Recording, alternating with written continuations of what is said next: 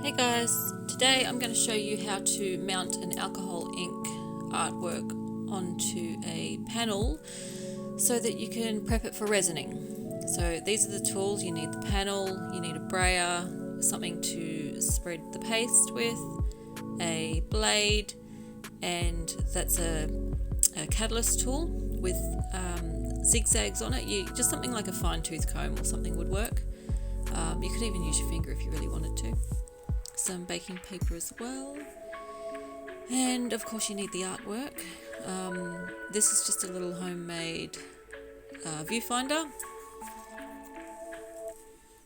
They're really good. Oh yeah, I write the measurements on there so that I know roughly what size I'm cutting things down to, or the area I want to frame. Just some paper towel for wiping off the excess.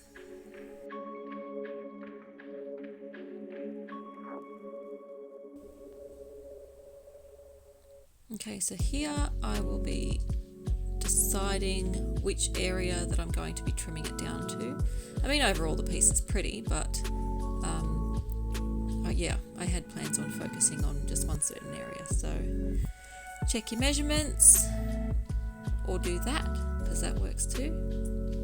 If I recall, this is 6x6. It's only a small cradled board.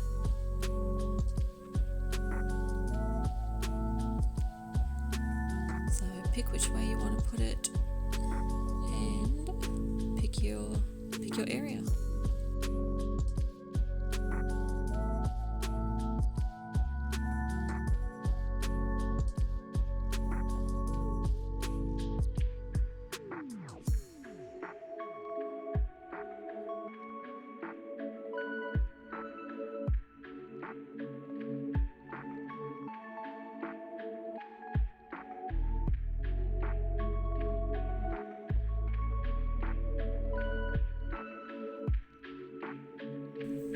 I do roughly mark it with a pencil just so I know roughly the safe zone for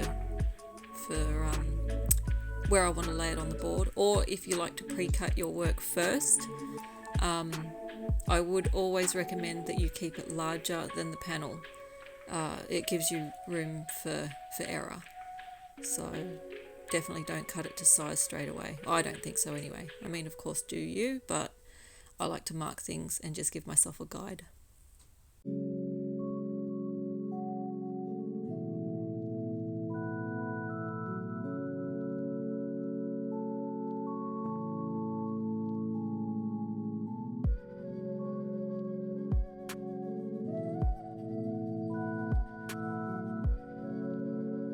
So I'm using Liquitex matte gel medium. I love this stuff. I use it for so much. I use it for collage and everything. It's the bomb, really. I love it.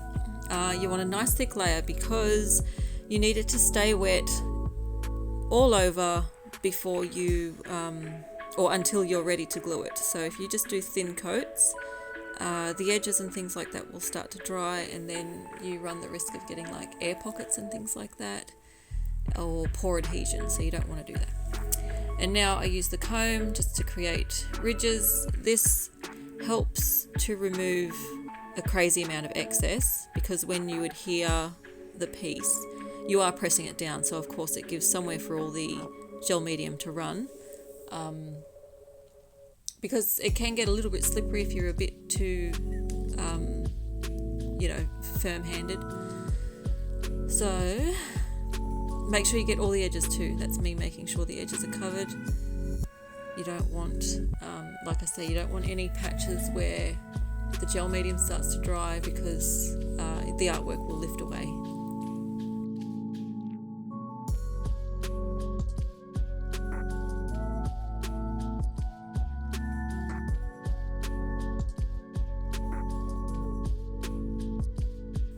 Okay, so I've got it lined up, a gentle press, and now I use the baking paper just to, obviously keep it as clean as possible. You don't want to put your grubby hands on it. And I am quite thorough with this. You don't have to push crazy hard, just nice and firm. And just be aware that if you sort of roll off the edges, you might actually bend the Yupo or the Nara or whatever you're using, which will then you'll need to lay it back down. So just, you know, do it carefully so that you don't move things around. So now this is me cleaning up the excess gel medium, and I am finicky with this because the more you make sure your edges are clean, the less likely you are to need to sand things or cut things away or have, you know, just chunky bits and weird things. So I wipe it, I gently press it, I wipe it, I do it heaps, you'll see. It just pays to be a bit more thorough.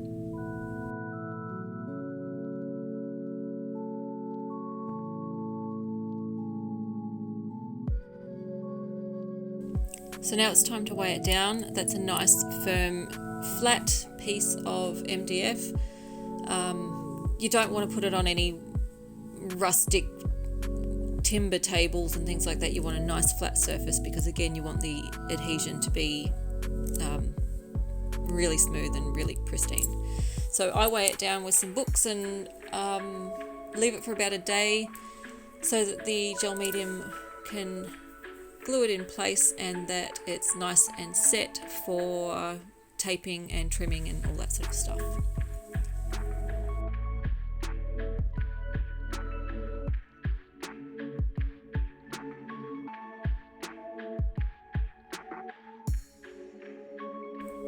You will also need a cutting mat or a cutting surface, which is something I forgot to mention at the start of the video for things you need, but anyway.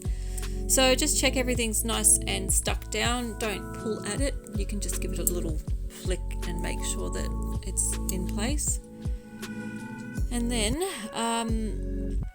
the blade I'm using isn't the greatest, but it does the job. So forgive any, you know, you might see me wobble a little bit, but you want to go nice and slow and as close to the edge of the board as possible and as smooth as you can be. So, you know, if it takes you a couple of goes, okay, but your line will be way more beautiful and way more smooth if you can get it in one go.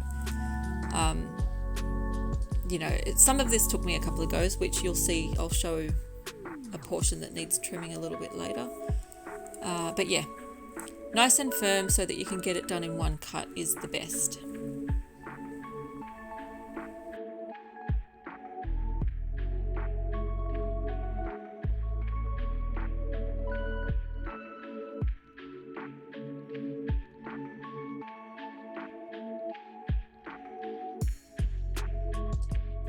So now it's all trimmed up, and this is where you check all your edges. You can see there, that's the bit that I mucked up and I need to just trim that. So again, be super careful, don't cut yourself, and don't cut into the cradled board, just be super careful. But yeah, check all your edges and everything's fine now. So time to tape it up, and this is another thing that I am really fussy with, because if you tape your edges really, really well, you will not have to sand any resin drips off after.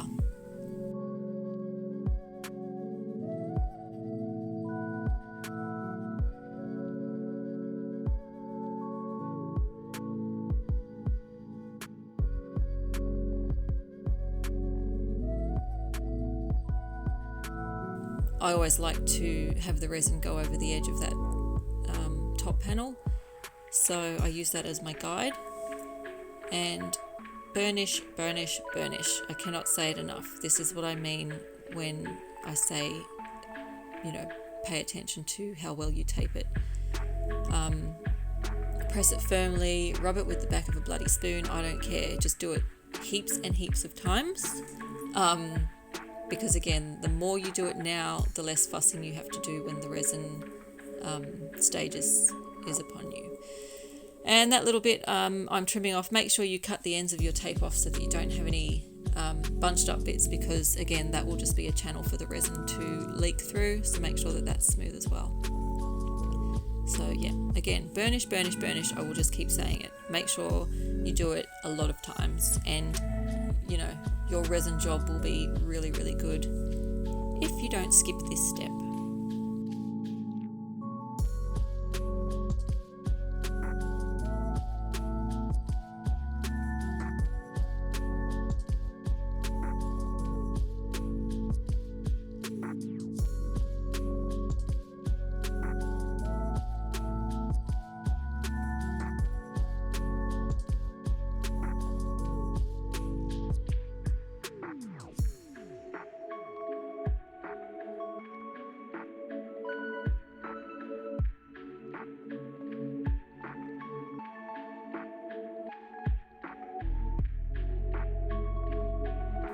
And of course, that one last burnish.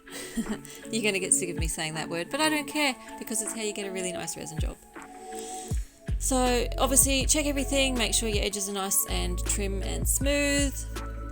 Go over everything and it is ready. So here it is, all resined up. Bit of a flyover, I get a bit fancy. And I will show you the, oh see, look at that. Really nice. No drips, no problems, it was perfect. Absolutely perfect.